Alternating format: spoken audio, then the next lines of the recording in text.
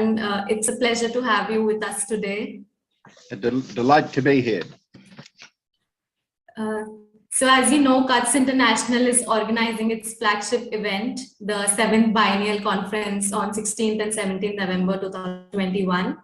And as you are one of our esteemed speakers and someone who has had a long-term association with CUTS International, I would like to ask your thoughts on the theme of this year's biennial, which is building blocks for an inclusive and resilient economy.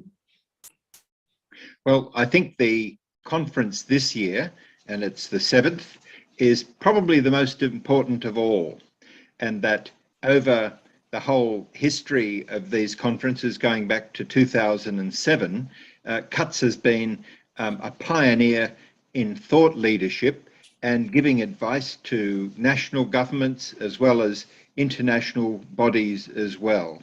And the theme of building blocks for an inclusive and resilient economy are just what's needed in our COVID-ravaged world. I think the first theme of growing markets and power in the market and the need for competition measures to do something about that is especially necessary in the developing world, and countries like India are showing a lot of leadership in this area. We've seen the big getting bigger.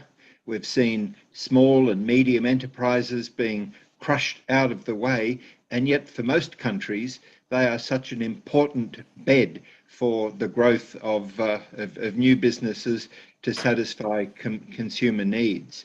There are some real questions about whether competition law and policy is up to it.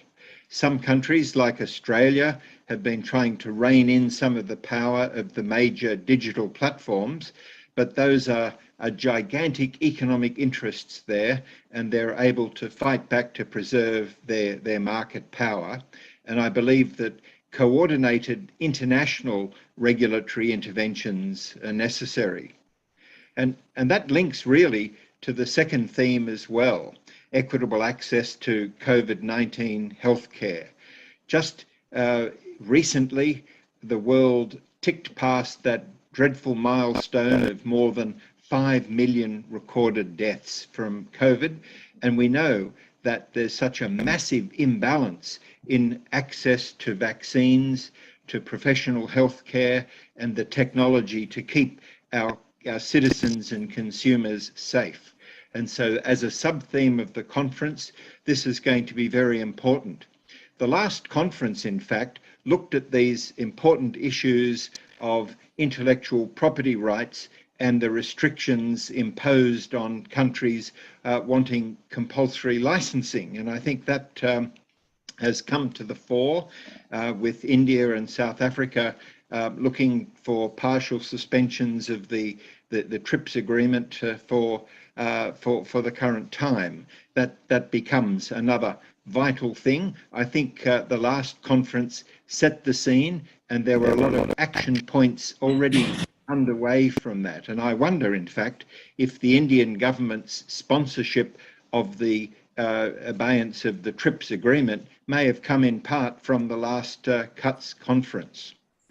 And then on the side of economic growth, the theme of e-commerce for an inclusive global economy is another really powerful message. Around the world, governments, and this includes developing governments, developing country governments, are really looking to e-commerce as a way of supercharging their economies.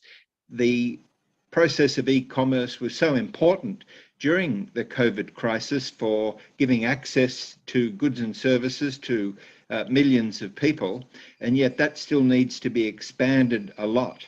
And one big concern from a consumer protection point of view is that the digital platforms and e-commerce have also allowed for all sorts of bad practices as well, fraud and scams and things which have stolen billions in consumer welfare.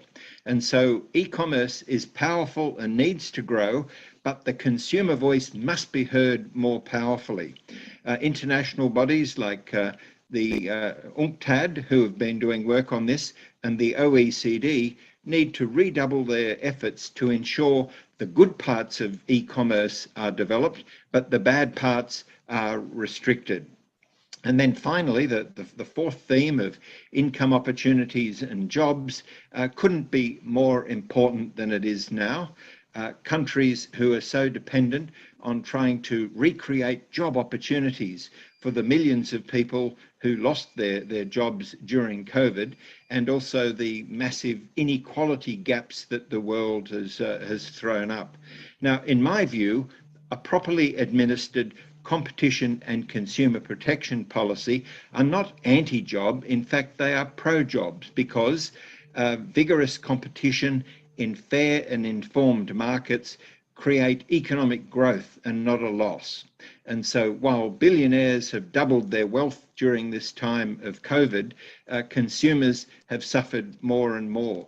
We need small and medium enterprises to grow, and we need to get together to come up with an inclusive plan for the future. I'm really looking forward to this CUTS conference. Thank you so much. Hope the government follows what you have to advise.